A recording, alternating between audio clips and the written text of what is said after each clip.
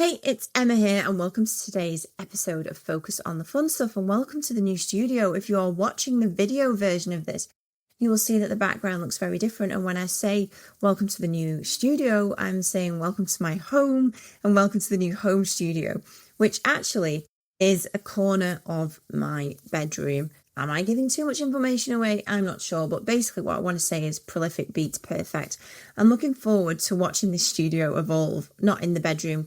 Probably be very annoying to everyone involved, but I'm looking forward to it evolving into another room in the house. In time, there's going to be a snazzy backdrop. Not that it isn't actually quite nice already, but you know what I mean. So anyway, welcome to my new home for solo episodes, because I want to give my solo episodes more energy and more like real life of what we're discovering, what's going on, what's working well, what's not, how I can help you. And I want it to have exactly the same quality as my interview episode. So there's just a bit of an overshare from me to start. But today's episode is absolutely aimed at you if you think that nothing works without you in your business and you struggle to see how in some parts of it you're just going to get out of this part, or you're going to move forward, or somebody else is going to take over this piece, because obviously nobody can do it as well as you. And I think that probably 99% of business owners must have said that line at some point. It has to be a pretty small group of people who have never said, well, no, nobody can do, like everybody can do that better than me. I could find lots of people who could improve on that. Yeah, it has to be a small group to have never ever said it. So if your business feels like it would grind to a halt, if you were not in it, if you struggle to think about what you would even offload, if you struggle to think about just the fact of somebody else doing particular parts of your business, stick with me, guys, because I'm going to go through why that's not true, but also I'm going to give you a really practical guide to use as literally a tick list of the things that you should be going, please God, somebody take this away from me. That is what I'm going to give you. And for me, I like tick lists. I love a marginal gain. I love a compound effect. If your business feels like it will grind to a halt without you, it's summer when I'm recording this. If it feels like the impending thought of going on holiday is just an absolute, like you're going to be working on holiday. Yeah, maybe this guide that I've got, maybe today's episode is exactly what you need to see the light. So just to be super on a level with you as well, I mean, like, I've been there. I still have moments where I go, oh God, yeah, what's the point of handing that over? Nobody's going to be able to do that. Like, I've been there. You know, where, and even when things end up back at you and you go like, oh, I told you it wouldn't work out. And that mindset really, really defeats us. And I get it, because sometimes we're just in that high level of stress in the day. Maybe you've had a client cancel, maybe you're not having that week that you want to. And then you think, well, what's just the point? What's the point? Because, oh my God, only I can do it as good as I need to do it. But that is defeating our vision, where we want to go, what we dreamed of with our businesses. Like, that absolutely defeats where we can end up. But because of the greatest superpower I believe we all have. In fact, I think there's two great superpowers. Number one is the size of your goals, because the size of your goals and them being meaningful to you is motivating. It pushes you forwards. Being super clear on what your goals are, especially when times are more difficult, is a superpower, because that's the thing that's going to keep you aligned to where you should be going and what you should be spending your time on. And the second biggest superpower is to leverage your time and to get way more out of your hours. Like that, do you know, it's like printing money almost, leveraging your time. The more you can get. So if you take task number 1 and give it to somebody else, task number 2, task number 3, task number 4, 10 tasks, they could all be done inside the same hour by a team. And in that hour, you are then free to concentrate on the £10,000 tasks. Like, the clarity of your goals alongside leveraging your time higher and higher is like chef's kiss to business success. I really believe it is. So I get the feeling, just to be clear, I'm not saying that I don't, and I'm not saying that I'm absolutely smashing this in all areas, but I know what is true, and I know that I'm working on this daily, and I know that from 17 years of running this business, we have the data on what high-performing, ambitious entrepreneurs, clients that have grown with us and left and employed full-time assistants because their business has grown so much. Like, we see the curve. and we see the types of things that they start to go, actually, can you help me with X? So I get it. We've all been there. And even like, even the worst is like the small nitty gritty things that end up back with you. I personally have a real affliction too. So one thing I've always been really proud of at my PA is culture and how we celebrate, and celebration of small wins, big wins, of team members' birthdays, of, clients' successes, if they've bought a business. And there have been times in my business, even recently, where a birthday card has come back to me to sign, and I'm like, guys, this isn't even a birthday card, it's just a congratulations card. And so when you get those kind of tasks which feel really simple in a way, and they end up back with you, I get it. Those are the kinds of moments you go, oh my God, like, sorry, how simple is this? But stick with me. But it's not sustainable to keep everything. But the thought of handing things over, like, honestly, if it feels harder than just doing it yourself, then this is what this episode about. And here's the really wild part, I think, that this is the moment where a lot of founders start telling themselves the biggest lie. And I think that is that my business is different. Honestly, we've all said it. My business is different. No one else. Like, your processes, your way of doing things, your way of getting out the weeds is different to mine. So, like, yeah, sorry. But honestly, I think unless you're a heart surgeon, and like, obviously you can't delegate the actual doing of being a heart surgeon. You can delegate the rest of a heart surgeon's business and everything that goes on to make it happen so that he has a patient in front of him. But literally, I can't think of many businesses that would be the exception to go that actually bit by bit, rhythmically, even if it's I have honestly used to think that about my PA. I used to think it was so bespoke, it was so intricate, it would just be impossible to get out of my own way and impossible to scale. And the truth is that that's not true. So yes, your product is unique. Yes, your personality is unique. I love to inject my personality into my business. And that for me has been a mental block for a lot of the time. It might be what people buy into, but that doesn't mean you can't run a business that runs without. It doesn't mean you can't do it. It doesn't mean that you can't have your way of doing things like a tapestry through the business. And also not overnight, not in some huge dramatic leap, but task by task, step by step, it's possible to feel lighter. And that's what I really want to talk about today. That kind of step-by-step approach and feeling like you start to see that I'm not actually doing that anymore and it's happening without me. So let's move on to the next thing, and it becomes exciting. And you might think, well, that sounds boring, Emma. Why have you created a guide with 106 tasks in it? But there's so many times people will say to me, but what can I give an executive assistant? So I'm talking about in my own business here, obviously, but what I'm actually talking about today applies if you have a team, if you have, virtual staff else in other parts of the world, if you have self-employed people, the fundamentals are still the same.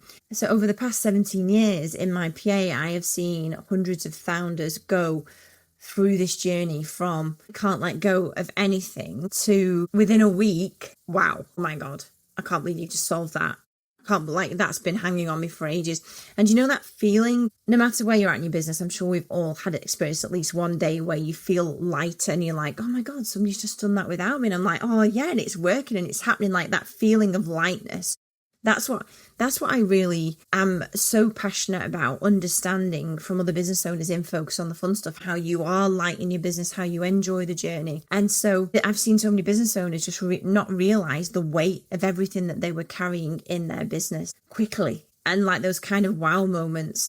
And eventually, just like in any business, any study in business, the same patterns emerge. It was the same. There were around 100 or so tasks. It was always the same ones that high performing founders let go of one by one. So I thought, well, why shouldn't we make a list? Because I think it would be very helpful to business owners who have no idea what to hand off, who would love inspiration and kind of to realize it's possible from other business owners, that it's been handed off. And so it's called the 106 tasks that high-performing entrepreneurs outsource. I know it's original, but it's about showing you the things you shouldn't be doing anymore, even if you don't know it yet.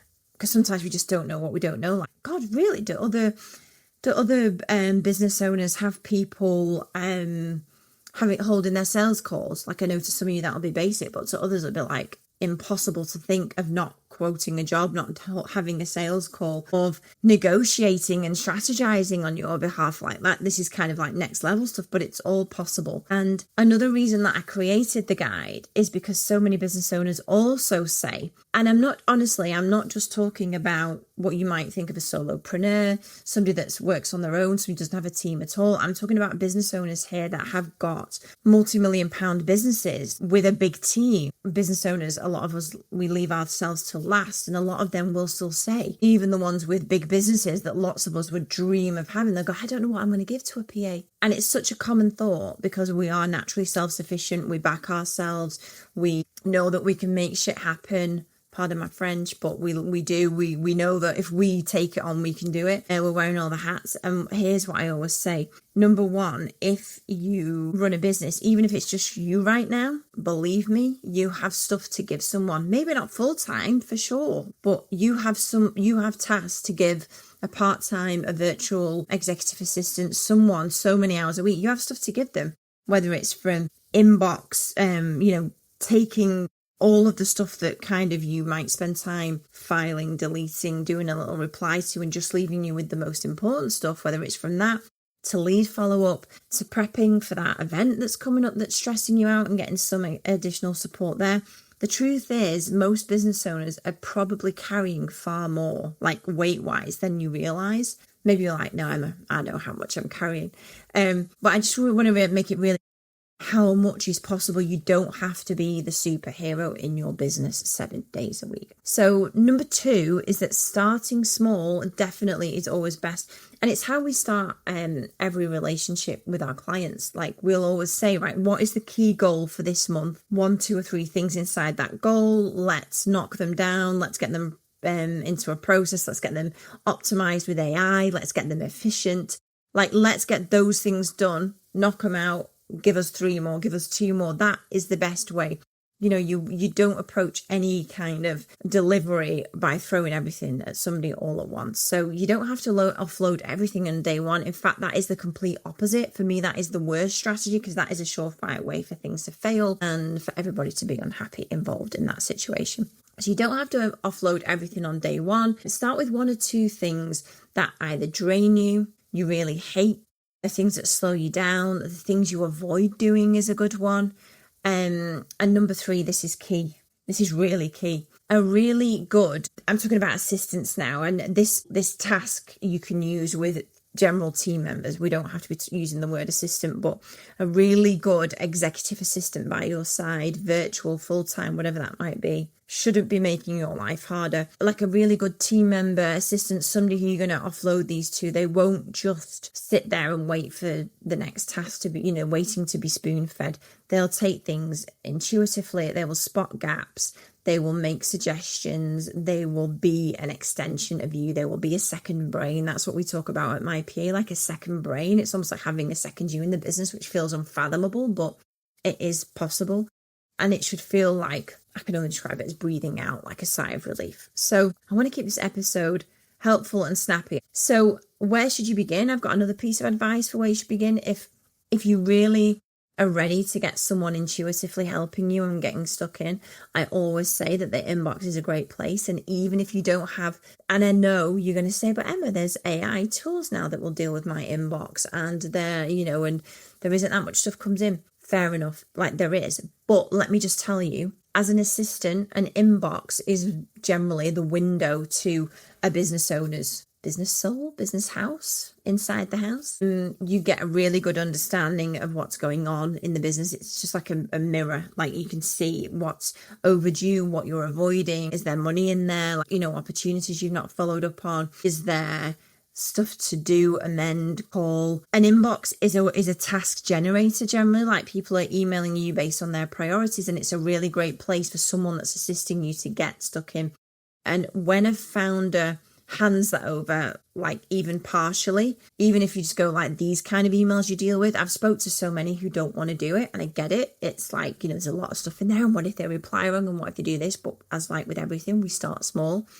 And But it's a really great place for the person supporting you to actually just get a flavour and an understanding of what's going on. They'll be much better informed and equipped to help you. So even if they don't do anything, I would always recommend giving your assistant access to your inbox, because it's like, and that's that person. So that one step, like delegating your inbox or your DMs, it is a bit like a real unlock in you being supported by an assistant. You get air back in the room, ultimately, you get headspace and focus. And the other just key part of this 106 guide, and honestly, I have created this guide to help business owners understand what's possible. It's like really simple. It's a list, and it's an understanding of what an assistant, of what a really good team member, of what my PA can help you with. So you start to go, well, can you help with this now and that? Or can you really do that? That would be great.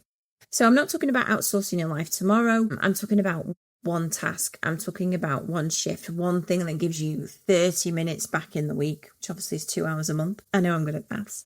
And then doing it again, and then doing that again, and then doing that again. And that's where the real transformation happens. It's not in the big dramatic swoops of, I'm going to spend a week out of the office and create processes for our lead follow-up and our marketing. It's the and this and this. And it's the, if you've ever read the book, The Compound Effect by Darren Hardy, and I'm sure the compound effect term was around way before Darren Hardy, but the term in itself, Dave Brailsford of A Team Sky with the cycling also made it extremely like a real mainstream term. But it's so brilliant, the compound effect. It's my favourite thing, because small things done daily have massive impacts. As they say, small hinges swing big doors. I think that's the well-known saying. But that's how you get to lead again. That's how you get to reclaim, feeling sane in your business. The real transformation happens in this bit by bit offload delegation. It's not in big dramatic locking your door to your office for the next month. It's in the bit by bit, building up. Next minute, you've built the flipping Blackpool Tower of delegation. So that's how for me, this is how you focus on the fun stuff by bit, getting the things that you don't enjoy doing, you don't like doing, you don't want to do, out of your list, out of your inbox, off your to-do list, and onto somebody else's. And so this guide that I've created, the 106 tasks, I'll obviously put the link in the show notes because I've talked about it so much. But for me, it's a really great understanding of, as a business owner, ultimately, no matter where you want to get to in your business, there are 3 key responsibilities you should be owning as a business owner. And that's the big one is to set the vision and the strategy and the leadership in the business. And I know there'll be so many of us, like me included, where we're not only doing those 3 things, we're doing this and we're doing content and we're doing. But for me, the content like that for me is a head of the business thing I should be doing. It would be very hard for me to get one of the team to come in and start to deliver this podcast episode. I'm sure it's possible and I'm sure it will happen. But right now, is it the best use of my time? It is. Would it be the best use of my time actually 4 p.m. on a Friday? Would it be the best use of my time actually spending the next hour replying to emails? Or would it be the best use of my time updating the sales spreadsheet? No, it wouldn't. This is so one by one. And these are just really like real examples that one by one. I don't manage my own inbox anymore. Bex does. I don't update our sales scorecard anymore with data. Helena does, who manages all of our sales and discovery calls. Things didn't happen overnight. I mean, gosh, in 2019, I was deep in the weeds, really deep. But it's been that kind of overnight, as you say, an overnight success. It's been over the past 6 years of bit by bit. And now you're doing this and now you're doing that. So please, honestly, the 106, it's dead simple, but I think it's going to be a real eye-opener for lots of you. And also a real motivational guide to understand, well, okay, yeah, I'm actually delegating all these things so far. But all right, I'm going to move on to that next. It's going to be kind of a roadmap for you to move through. Honestly, my challenge to you this week would be to download the guide and at like the very least, just tick 3 things you'd love to hand off. That's all. Like just 3 things. And over the month of August, obviously we're in August now, but whenever you listen to this over the next month, just think about who and how, write some simple steps of how to do it, sit down with one of your team members, and obviously if you don't have anyone around you, if you don't think you have the right person, drop me a message, we can have a chat. because this is what my PA lives and breathes: strategic support to our clients to get them out of the weeds. I hope today's episode has been helpful, that this is the really key next step for most business owners, of delegating, offloading, handing over more and more tasks. And this guide that I've created for me is just really simple eye-opener to what's possible. And I hope that it is helpful for you to move towards being able to focus on the fun stuff in your business. And I will see you next week in the interview studio.